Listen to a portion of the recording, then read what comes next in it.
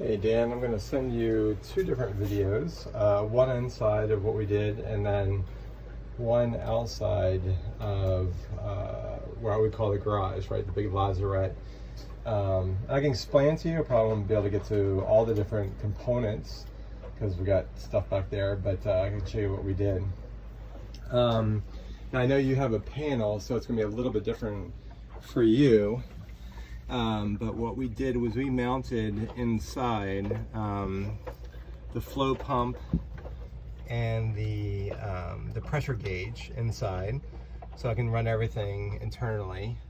And then we put this switch right there that basically turns on or off the Watermaker. So the reason why we did that is so I want everything inside, and then if we want to make water in the rain or whatever, we don't have to worry about it. So I'll show you the outside, but the water that comes through to the boat, we put under here. We ran tubing all the way through, and then we put, I think it comes actually with the Rayman. This is our sample hose. So what I can do is when I run the Watermaker, then I can actually sample it before I put in the tanks.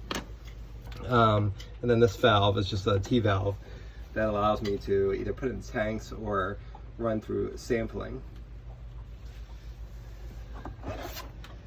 So that's pretty much about it. Over here we have another hose under this one, I believe, that allows me, there's a hose right there, and then another valve as well too, so that allows me to pickle the Watermaker as well too. So it's just an intake valve that we can actually do. We can withdraw it instead of, we close off the seacock and then pull the water from the pickling solution and put it back into the membrane. And then you're not going to be able to see it too well here. You might not be able to see it at all.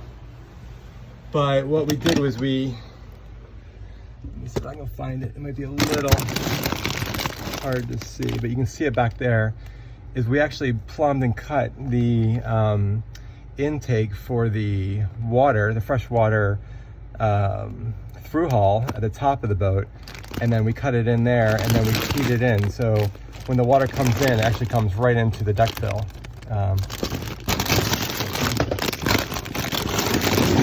sorry, it's over here.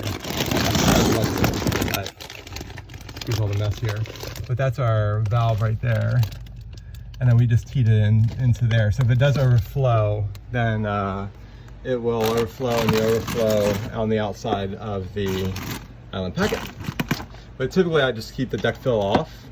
So if it does overfill, then it'll just come out the top. And that's how I know it works pretty well, because the freshwater gauge isn't working too well. So let me go back in the garage and I'll show you what we did in there. It might be a little bit harder to see because there's so much stuff.